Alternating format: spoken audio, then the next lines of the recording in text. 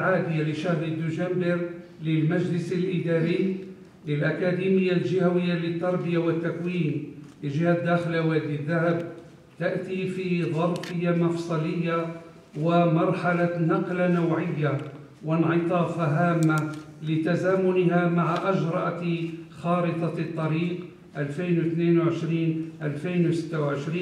تجويداً لأداء مدرسة عمومية.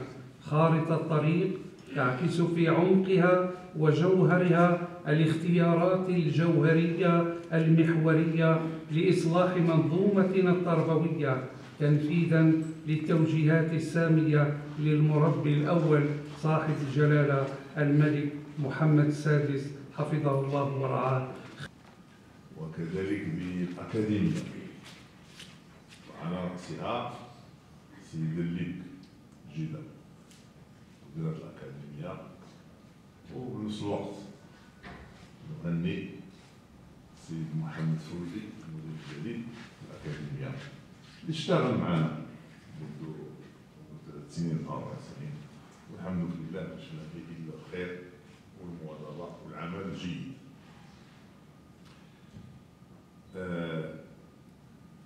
المديرية أو الدروس التعليم بمختلف مكوناتها هي مطلوبة بالاستمرار في المزيد من الجهد حتى نكون على مستوى إدارة صاحب الجلالة، اللجان ديال التكوين، وزارة ديال التكوين، معاهد ديال التكوين، ومازال ما وصلناش للهدف اللي كنتمناو للبلاد. وفقنا الله جميعا، وفقكم الله، والسلام عليكم ورحمة الله تعالى وبركاته. يطيب لي أن أشارككم اليوم ونحن نستعد لعقد دورة المجلس الإداري للأكاديمية الجهوية للتربية والتكوين لجهة الداخلة وادي الذهب حفل تنصيب السيد محمد فوزي مديرا للأكاديمية إثر مسابقات المجلس الحكومي المنعقد يوم أمس الخميس على مقترح تعيينه. ويطلب لي بهذه المناسبة أن أهنئ السيد محمد فوزي على هذا التعيين وعلى الثقة التي حظي بها لما راكمه من تجربة مهنية في تعليم ناشئة ولمساره في التدبير الإقليمي للشأن التربوي بالجهة، متمنيا له كامل التوفيق في مهامه الجديدة لمواصلة تحقيق أهداف الإصلاح التربوي، مستثمرا في ذلك ما تحقق من رصيد وتراكمات إيجابية في المشهد التعليمي الجهوي، وما تزخر به الأكاديمية الجهوية من طاقات وكفاءات وما يقدمه الشركاء من دعم. وأستغل هذه المناسبة لأنوه بالمجهودات الطيبة التي بذلتها السيدة جيدة ليبك طيلة مسار متميز في خدمة المنظومة التعليمية كمدرسة غيورة على الارتقاء بالتعلمات داخل الفصول الدراسية، وكمديرة إقليمية يشهد لها الجميع بالكفاءة، وكذا خلال فترة توليها مسؤولية تدبير شؤون الأكاديمية الجهوية وبما أطلقته من مشاريع ومبادرات تربوية. وهي مناسبة كذلك للتأكيد على أهمية التعبئة الجماعية كفاعلين وشركاء من أجل تقديم كل أشكال الدعم والمواكبة للسيد المدير لتسهيل مأموريته ولتوفير كل الشروط الداعمة لمواصلة مسيرة الإصلاح التربوي وفق خارطة الطريق 2022-2026. مجال التعليم الأولي: إشراك المركز الجهوي للتربية والتكوين في تكوين المربيات في إطار الشراكة بين الجمعيات العاملة بالتعليم الأولي والمنضوية ضمن الشبكة الجهوية لهذه الجمعيات للاستفادة من خدمات المركز، خاصة مع إبداء المركز استعداده وتقديم مجزوءة من 120 ساعة من هذه الغاية. تأهيل الأروضة غير المهيكلة ضمن برنامج رحمة الوالدين، توفير الدعم الاجتماعي لأطفال التعليم الأولي في إطار برنامج مليون محفظة، وتحسين ظروف المربيات المادية، ضرورة وضع دفتر تحملات تربوي يحدد معايير ومواصفات المربيات العاملات في التعليم الأولي، الرفع من مساهمة ودعم المجالس المنتخبة في ورش التعليم الأولي، توفير تأطير ومراقبة تربوية لمؤسسات التعليم الأولي خاصة المضامين والمحتويات التربوية والطرائق المعتمدة، والعمل على توحيد المنهجيات والمقررات في التعليم الأولي. الرياضات بشكل عام وكرة القدم بشكل خاص من خلال توفير تكوين أولي ذو جودة عالية للاعبي كرة القدم، وانسجاما مع التوجهات الملكية لتفعيل الجهوية المتقدمة، وأيضا في إطار تفعيل العدالة الاجتماعية باعتبارها أحد الأسس الكبرى للتنمية المستدامة. فإننا نلتمس منكم سيد الوزير التفكير جليا في إنشاء أكاديميات لكرة القدم على مستوى الجهوي، لما لهذا المشروع من أهمية كبرى في إنتاج ناشئة رياضية مهمة في كل جهة. فهذا المشروع السيد الوزير بات ضرورة ملحة في صقل المواهب وتمكين الشباب المزاولين لهذه الرياضة من تكوين أولي ذو جودة عالية. فالمنظومة المحلية على مستوى المجالس، لا المجلس الجهوي ولا المجلس الإقليمي ولا المجالس الترابية الأخرى، ستنخرط معكم إن شاء الله في هذا المشروع، لما له كما أشرت من رهانات ومن نتائج ستكون إيجابية إن شاء الله للمزاولين لهذه اللعبة. نصب أعيننا إن شاء الله للاشتغال على التخفيض من نسبة الاكتظاظ خاصة بالسلك الإعدادي، والاشتغال على إحداث مؤسسات تعليمية إن شاء الله قد تساهم في حل هذا المشكل. بالنسبة للحصيلة المالية لسنة 2022 فكما هو وارد أمامكم بذلت مجهودات مهمة سواء على مستوى بناء الحجرات أو تكوين أو عقد شراكات أو تهيئات الفضاءات أو دعم جمعيات الشركة، وقد تم تحقيق البرنامج بكليته كما كان مسطرا.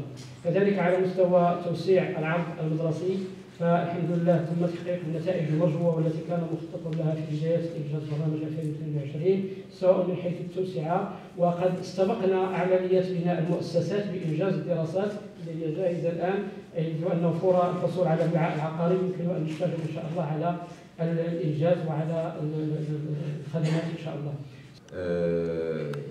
المنظومة التعليمية بجهة الداخل والذهب والمدير الجديد سي محمد فوزي على هذه المسؤولية وعلى الثقة اللي انوضعت فيه واللي كنعرفوا بأنه أهل لها إن شاء الله وذات عليه. السيد الوزير غادي نتكلموا اليوم على بزاف ديال النقاط اللي كتعاني منها جهة الداخل والذهب وكيعانوا منها المؤسسات التعليمية هنا في الداخل. عندنا إشكالية سيد الوزير حقيقية بأنه اليوم كاين في مدينة الداخلة مدارس اللي ما مرتبطاش بالمصالح الشرط. الدراري ما عندهمش يعني اللي ما مرتبطاش بالاسينيسمو، اللي عندها مشاكل غير باش لاكسي ديالها كنلقاو مشاكل كبيرة، وكاينه هنا تقدروا تشوفوا كثانويات الفارابي اللي مازال اليوم كنشوف بأنه لي سيدار هما اللي كياليمنتيوها بالماء ولا بالمنار. هذا الإشكاليات. عندنا مشكل كبير ديال الاكتظاظ، لأنه كاينين مدارس اللي فيهم اليوم كنشوفوا قسم ديال التعليم فيه 45 47 48 طفل، وفعلا بأنه راه كما جات في التقرير ديال اللجنة الموثقة على المجلس الإداري ولا بالنسبة حتى للجنة الأخرى، هو بأنه كاين إشكالية كبيرة ديال الوعاء العقاري واللي وجب إن شاء الله شاف حلول باش ينفك هذا المشكل، لأنه باش يكون واحد الأستاذ الله يحسن عوان كيقري 45 طفل ما يمكنش.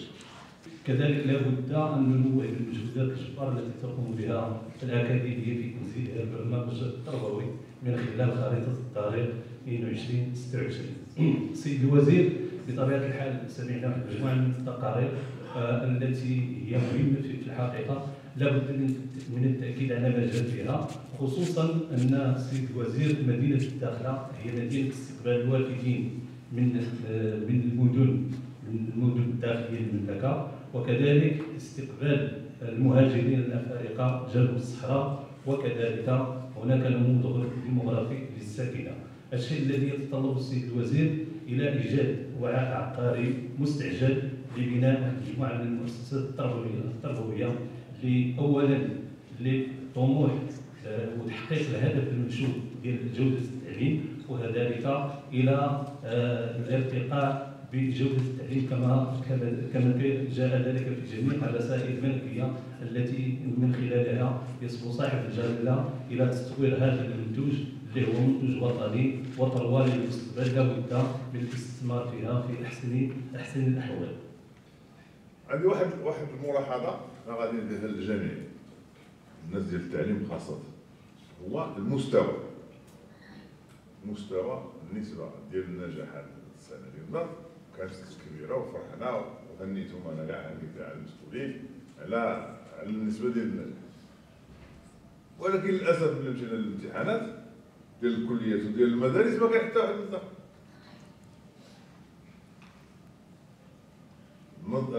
كليه الطب ديال العيون ما نجح فيها حتى واحد النظام صفر. تلازم نديرو شويه ديال رطرابات تدريكات ادراك باش هذه خصنا هذه نقولوها امام الملأ ما فيها حشومه. هذه حنا كاملين حنا ولادنا هذوك اللي تيقراو ماشي شي حاجه. شكرا سيدي. المواضيع اللي خصنا نديرو اليد في اليد مع المنتخبين مع سميتو باش نلقاو الحلول المناسبه باش يتم بناء المؤسسات اللي هي ضروريه باش نقصوا من الاكتظاظ. بطبيعه الحال نقصوا من الاكتظاظ راح ايضا تساعدوا باش نرفعوا من الجوده. وادي الذهب نائب رئيس المجلس الجهوي للداخله وادي الذهب السيد نمباركي مولاي بوتاب. وطبعا سيتم تحديد نوع الدعم المقدم من خلال شراكات خاصة ترتبط بالمشاريع والبرامج المقدمة من طرف الأكاديمية والمديرية الإقليمية لوادي الذهب.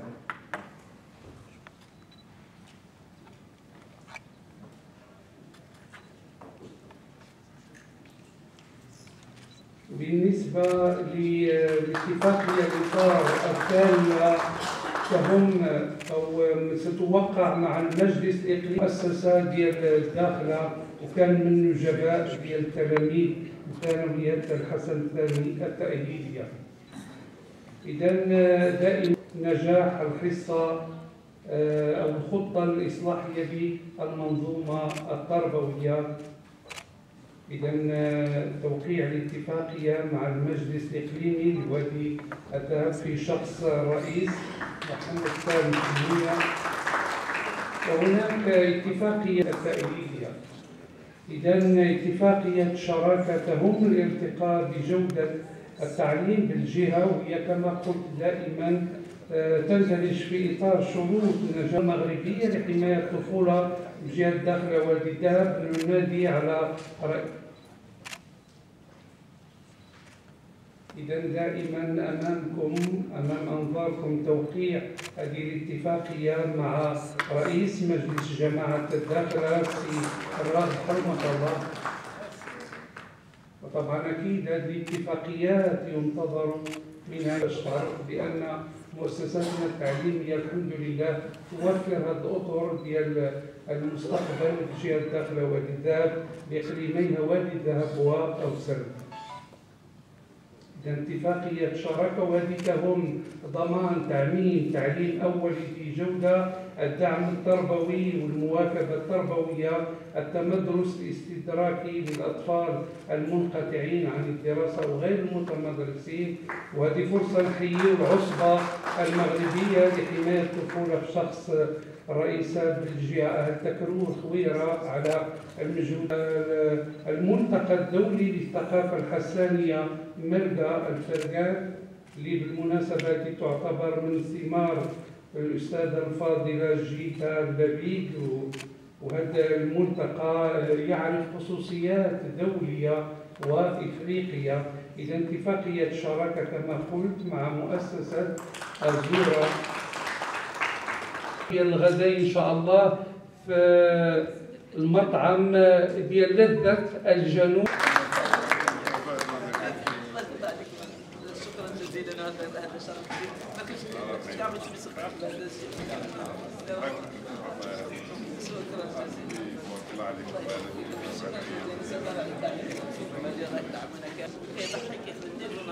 اذا راه عبد النصر ماشي هذاك الطاقم هذا هو هذا هو